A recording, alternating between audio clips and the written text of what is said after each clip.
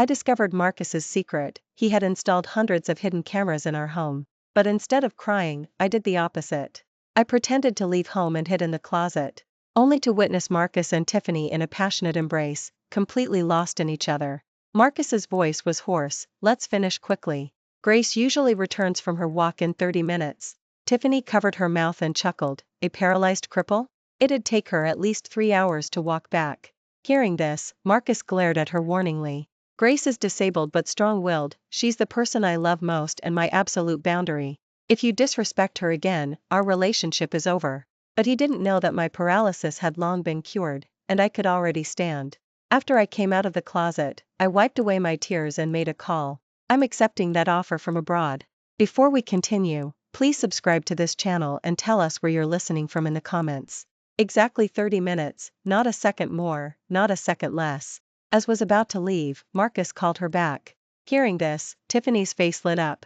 Mr. Marcus, are you reluctant to see me go? But just frowned and pointed to the lace panties wedged in the sofa cushion. Take them. Don't let Grace find them. Tiffany's face immediately fell, and she pouted. Oh, so I'm just a tool for your pleasure. My poor baby in my belly, suffering with its mom. Before she could finish, Marcus heard the word pregnant. His eyes suddenly lit up, his face full of surprise and disbelief. You're pregnant? Then, he carefully touched Tiffany's belly. Tiffany looked at Marcus's expression and smiled charmingly. We've been cultivating this for 3 years. It's about time we saw some results, isn't it? 3 years. What a coincidence. That's when I became paralyzed. Marcus became increasingly agitated and embraced Tiffany tightly. Grace is paralyzed, so I can't bring myself to touch her. And you're deafy. Nightly, not just a tool. Don't worry, I'll protect both you and the baby. Seeing this, Tiffany pushed her luck. What's the use of protection? My child will still be hidden, just like me. Hearing her words, Marcus was silent for a moment before slowly speaking. As for the child, I have a way for Grace to be his godmother, allowing him to legitimately inherit my family fortune. Upon hearing the promise, Tiffany smiled contentedly. But my heart felt as if it had plummeted into a freezing cellar, chilling me to the bone. Marcus, ever so scheming, wanted me to be a mother to his mistress's child. Only after they left did I slowly emerge. After escorted Tiffany out, he returned to the mansion and suddenly found me. He immediately became flustered. Grace, have you been home all this time? Did you hear anything? I shook my head, devoid of emotion. No, I've been sleeping in my room just now. After hearing my answer, Marcus subconsciously let out a sigh of relief. Then, he knelt before me and gently wrapped his arms around me. That's good. I was in a video conference just now. I'm glad I didn't disturb you. He buried his head in the nape of my neck and said tenderly, Honey, I truly love you. That evening, Marcus was in an exceptionally good mood and personally cooked a lavish meal. He even knelt before my wheelchair and massaged my feet and legs.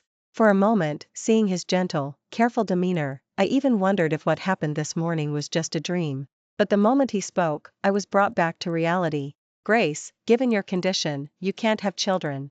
How about we adopt one instead?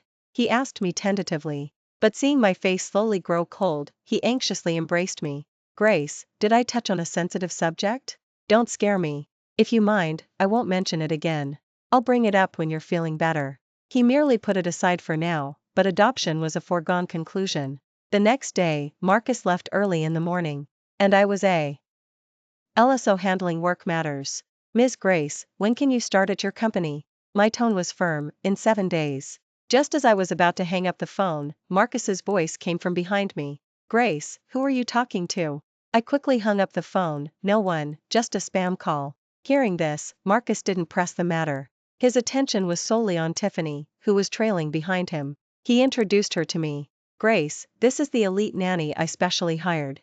Your legs aren't convenient, and I'm often not home for work, so it's perfect to have her take care of you. After speaking, Marcus gave Tiffany a wink. Receiving the cue, Tiffany immediately chimed in. That's right, I'm quite good at looking after disabled people. I nodded dismissively. Fine, whatever you decide.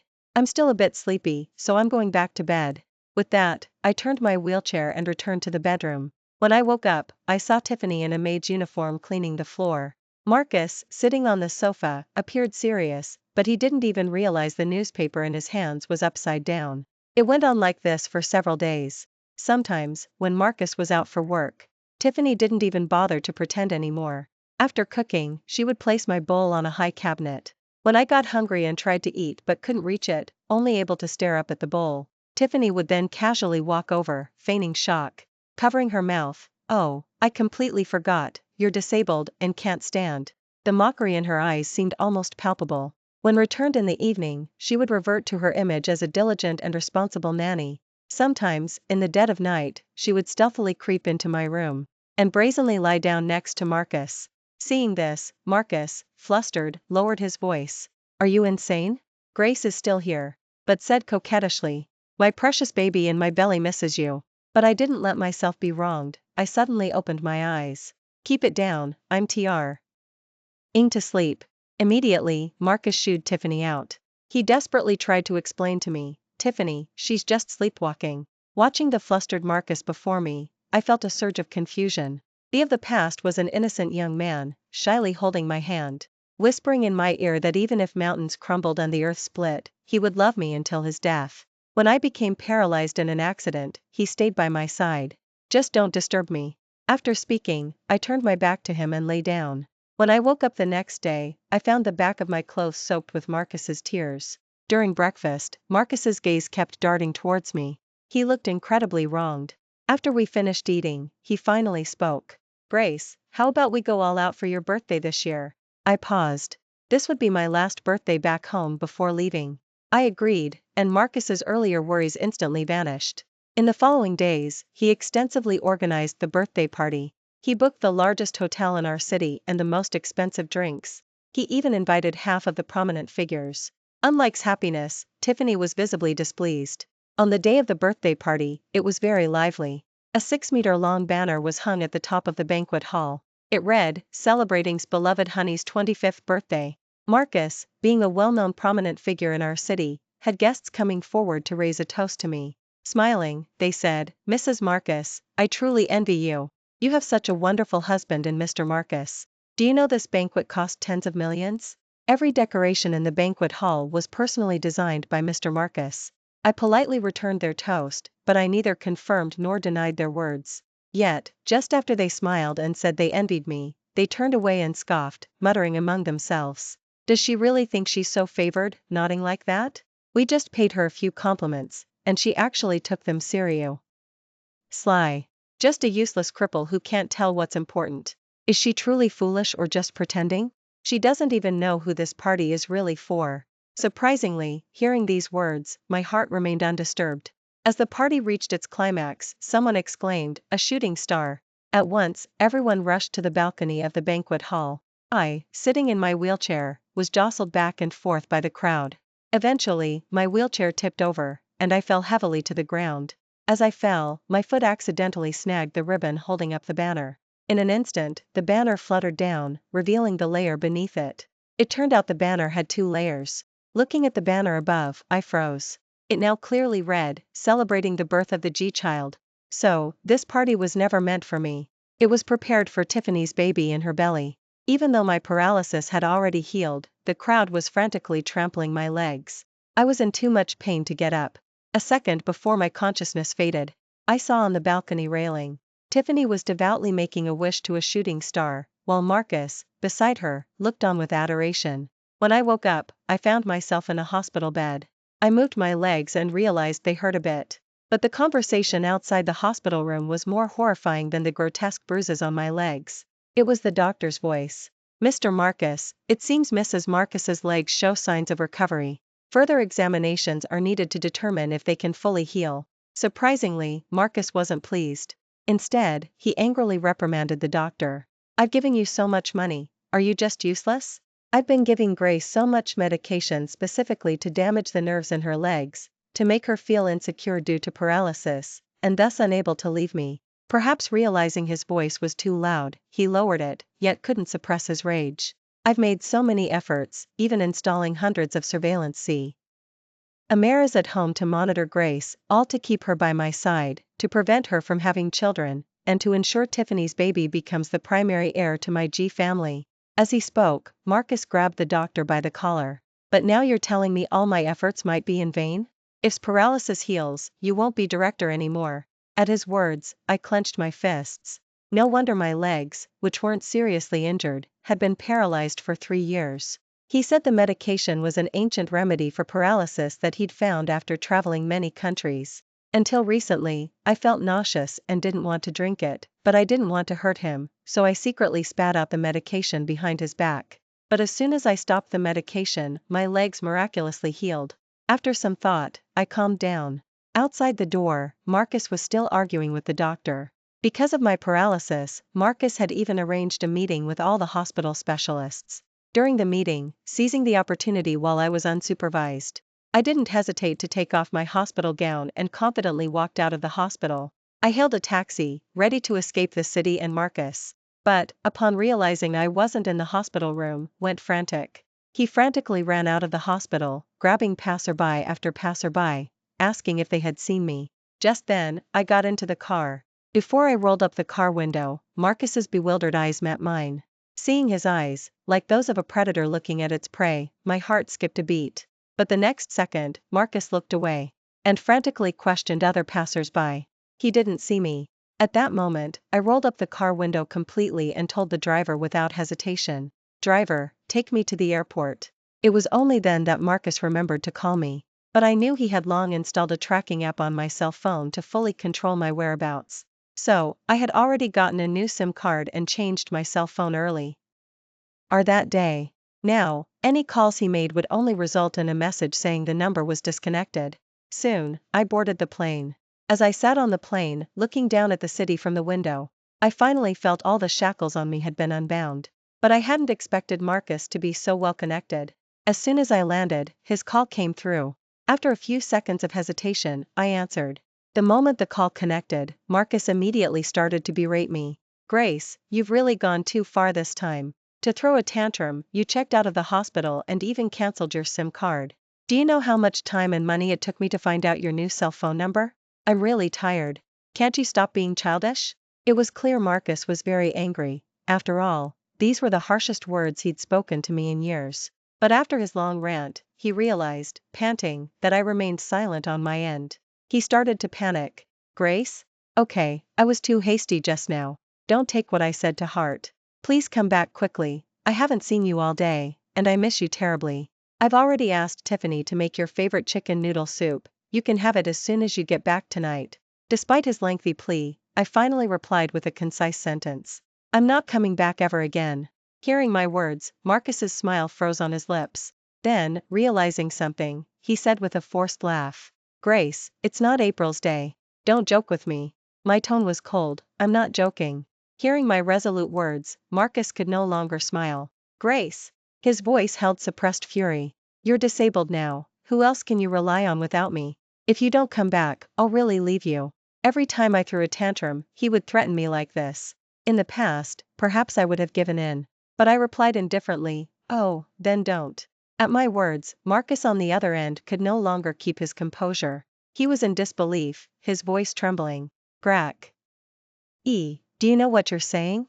"I know. My paralysis has healed, but even if I were still paralyzed, I would never stay by your side." Hearing these words, Marcus on the other end suddenly stumbled over his words. Then, he said, somewhat dazed, "Grace, are you really cured? Can you stand? That's great, then." Seeing him like this, I let out a snort of laughter. "Great? You'd hope for my well-being?" Before I could finish, Marcus immediately retorted, "Of course, no one truly wishes you well more than I do." At his words, my face instantly turned cold. "Marcus, if I didn't know about all the dirty things you've done, I truly would have been fooled by your words. It's a waste that you haven't won a Best Oscar." Hearing my words, Marcus's hand holding the cell phone was trembling, yet he still managed to remain calm. "Grace, what are you talking about? I don't quite understand." "Really? Then I'll tell you, one thing at a time. You installed hundreds of hidden cameras in our home to monitor me, you put a tracking app on my cell phone, and even more disgusting, you tricked me into taking a chronic neurotoxin to prevent my legs from healing." The colder I spoke. With each accusation, Marcus's hand trembled. I finally finished, and a long silence followed on the other end of the line. Finally, Marcus spoke. His voice was full of grievances. "No, Grace, listen, it's not like that. I installed the surveillance cameras, the tracking app, and gave you the medication, all because I love you. Because I'm hopelessly in love with you and wanted to keep you by my side forever.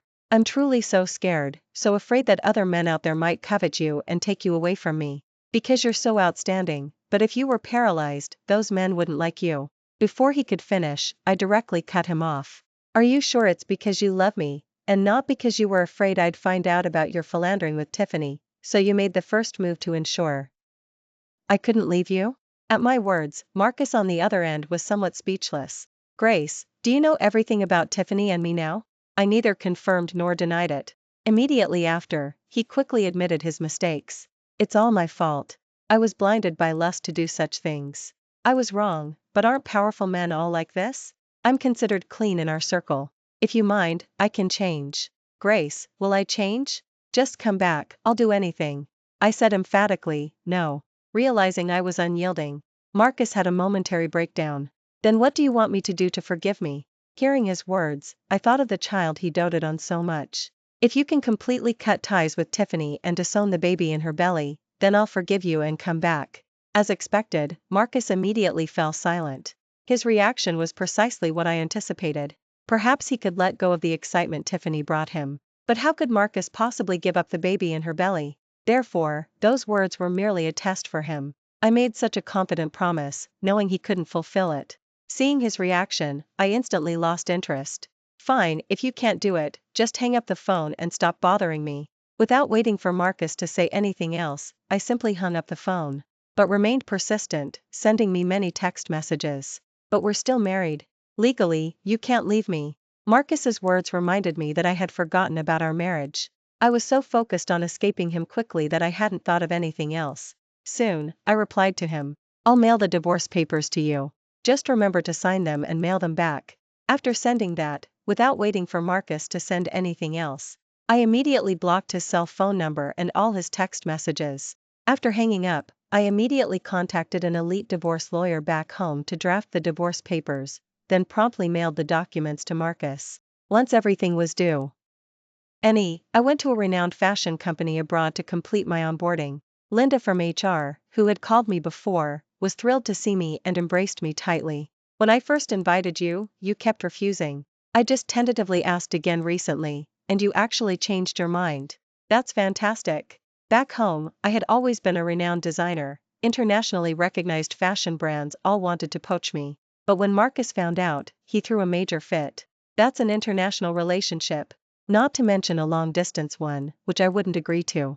Grace, if you love me, stay by my side, and I'll give you every resource. Seeing his fierce, resentful look then, I immediately compromised. However, Marcus's possessiveness had always been strong. At the fashion company back home, some young men, unaware I was married, would confess their feelings to me. I would just smile and refuse, but when Marcus found out, he would rush to their homes and beat them up. Later, during a trip, we had a car accident. I took the brunt of the impact for Marcus. He was fine, but I became paralyzed. After the incident, he personally went to my company to submit my resignation, then came back and comforted me, saying that since I couldn't walk, I should just stay home and be a full-time housewife. At the time, due to the paralysis, I was quite despondent and didn't blame Marcus for anything, so I just went along with his wishes. Grace, why did you suddenly agree to work here? Linda's question pulled me back to my thoughts. I thought for a moment, then smiled and replied. Because I've had a change of heart and want to embrace a new life. After saying that, I left a bewildered Linda behind and walked away. The work environment abroad was different from what I imagined. They were pretty good, and the work pressure wasn't too high. But it was very competitive, pulling me into the hustle as well. Every day, I woke up at 6 in the morning and worked until 6 in the evening. Sometimes even voluntarily working overtime. But everyone else was doing the same. Gradually, I adapted to this work model. After all, I had been with Marcus for 7 years, so it would be a lie to say I felt nothing after our separation. Yet, the busyness of this period was slowly washing away the sadness. Meanwhile, my colleagues also discovered my unique talent for design. They praised me one after another, and some even sought my guidance and learned from me. I didn't hold back, sharing everything I knew. I essentially stuck to a routine between 2 points. My home was purchased next to the company. The distance from home to work was only a few hundred meters. Just a short walk away. Soon, I was promoted. No one was remotely dissatisfied, as my effort and ability were clear for all to see. Along with my promotion, they also threw a party to celebrate with me. Although I was still somewhat unaccustomed, their enthusiasm was infectious, making me feel less restrained. But on my way home, I ran into someone I never expected. Grace.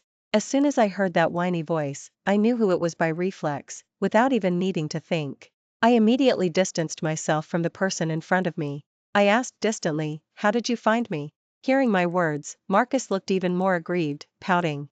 "I don't want a divorce, and I'm not signing any damn divorce papers." The mention of divorce papers jogged my memory. I had mailed them to him at his company, so he could have found my address through the delivery service. For a moment, I had completely forgotten about that. Regaining my composure, I replied coldly, "If you don't want to sign, that's fine, then we'll go to court for a divorce." Hearing my words, Marcus could no longer restrain himself and roared at me. "Grace, why do you have to escalate things this far over such a minor issue? How can you be so heartless?" I scoffed coldly. "Heartless? Are the things I'm doing even 1/10,000th as cruel as what you did to me? You controlled me for 7 years, making my life a bleak existence, forcing me to depend solely on you. It's a testament to my kindness that I haven't sought revenge, do you know that? The moment I found out you had drugged me, I hated you. I've truly never hated anyone so much, you're the first, and perhaps the last." At my words, Marcus actually cried. Snot and tears mingled, covering his entire face. "I misspoke just now. I wronged you, I was heartless, I was despicable." He said this while frantically slapping his own face. Soon, several red marks appeared on his face. Under the light, I then noticed 2 flushed patches on Marcus's cheeks. The kind of redness one gets from being drunk. As if to confirm my thoughts, while he was slapping himself, he suddenly pulled me into a tight embrace. A strong scent of alcohol wafted towards me. "Grace, you know I'm an orphan with no family, I only have you. Please don't abandon me, okay?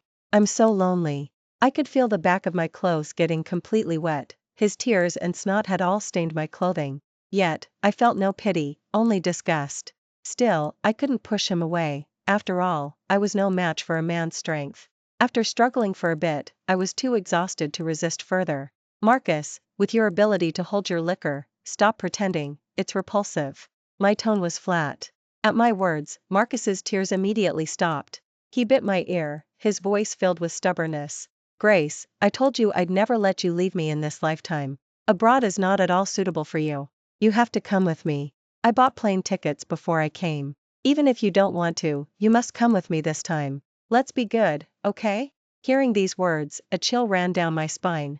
Suddenly, I bit hard into his arm. As he winced in pain, I prepared to break free from his grasp. But unexpectedly, Marcus reacted quickly and seized me. I stared at him coldly. "I'd rather die than go back home with you." My icy gaze pierced Marcus's heart like 1,000 needles.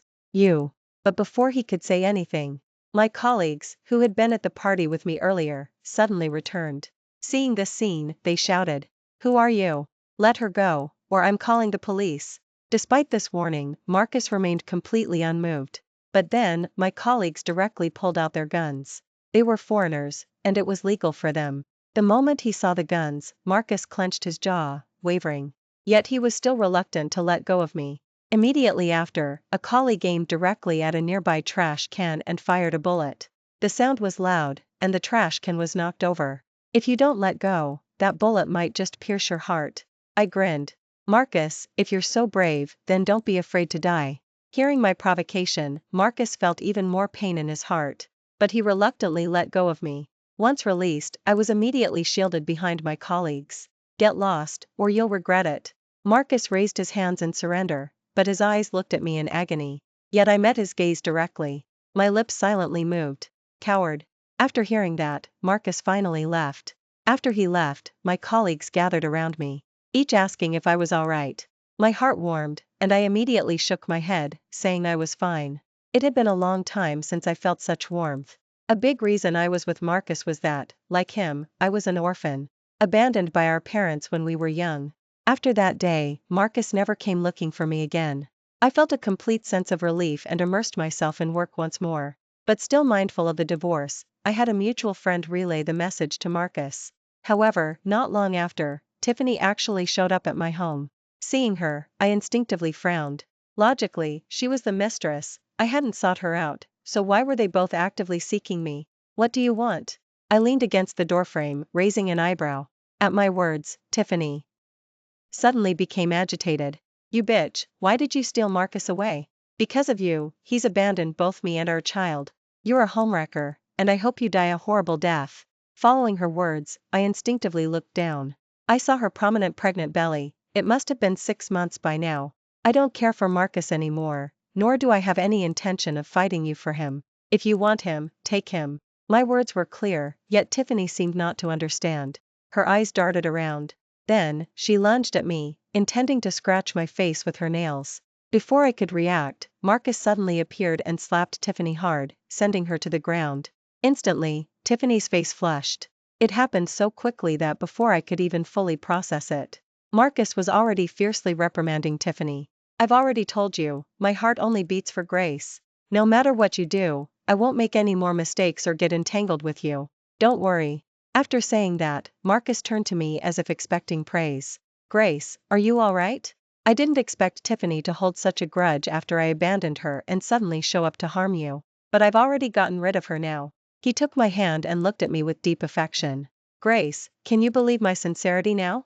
Can you forgive me? The now servile and flattering Marcus was a completely different person from the man who had forcefully tried to take me back home that day.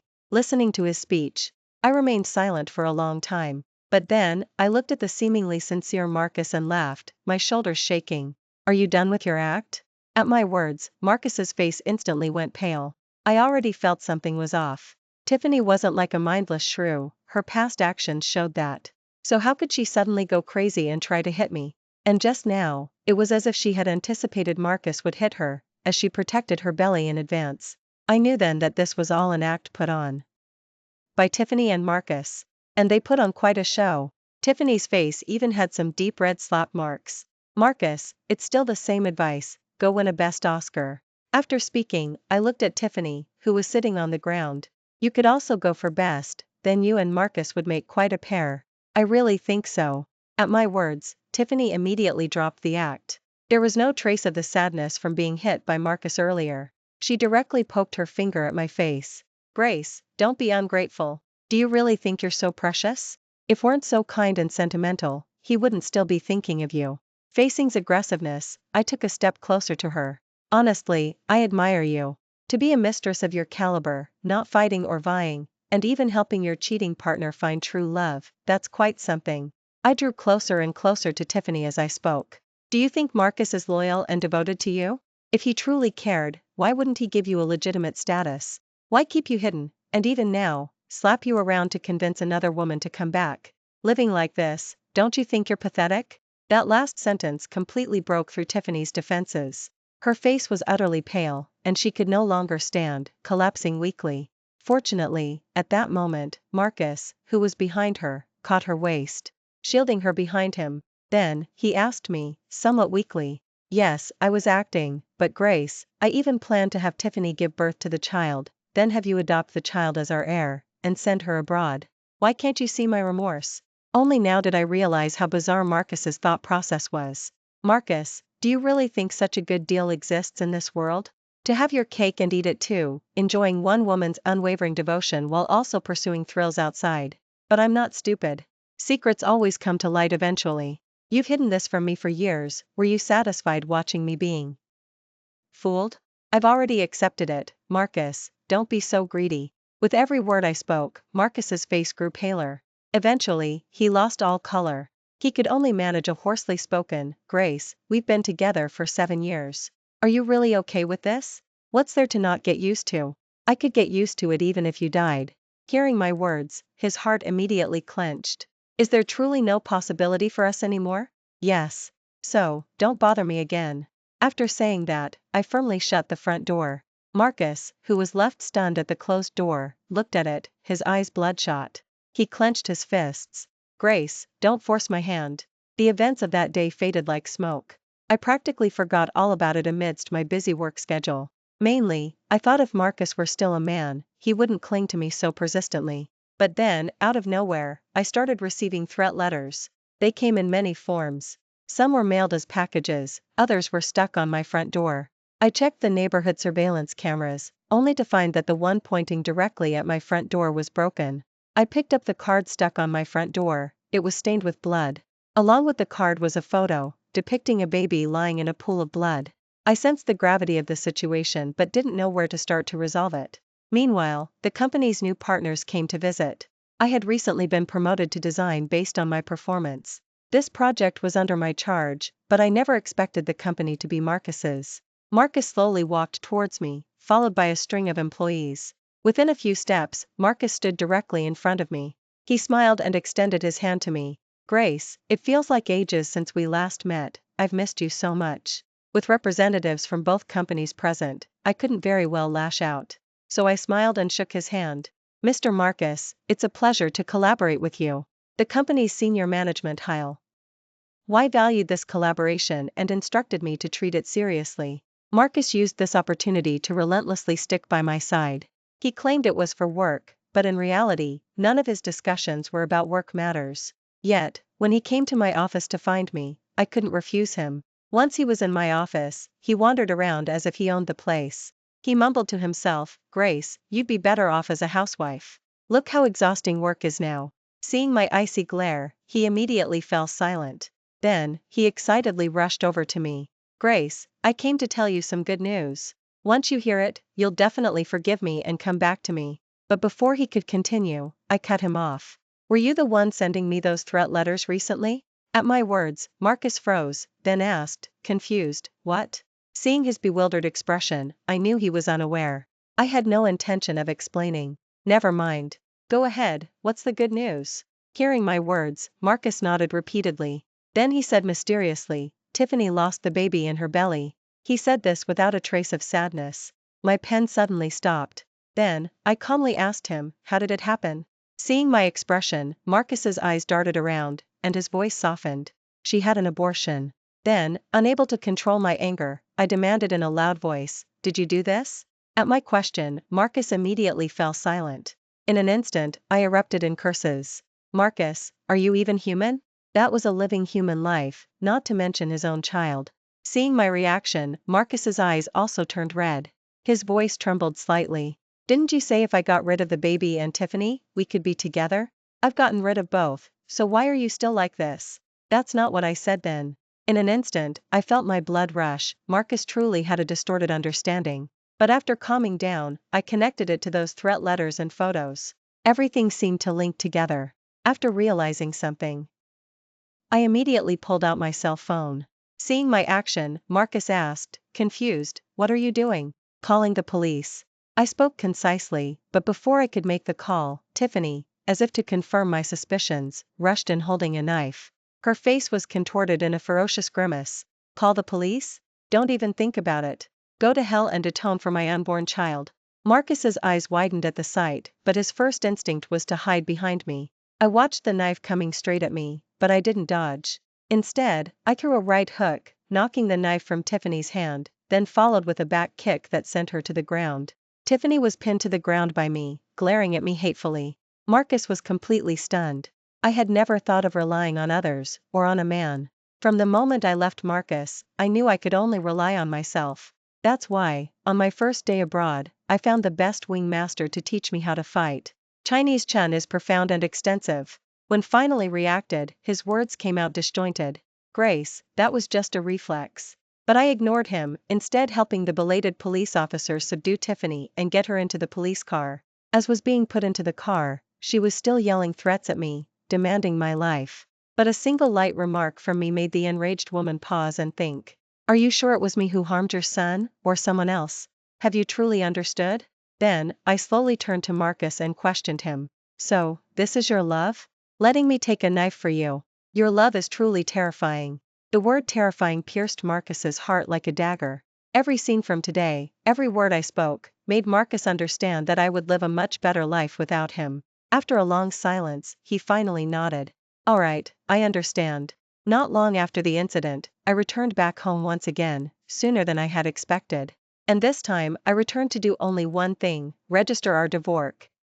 When I received the divorce certificate, I finally showed Marcus a long-lost smile. Marcus immediately hugged me. He had lost a lot of weight and was crying like a child. "Grace, this might be our last goodbye." I was wondering what he meant by that.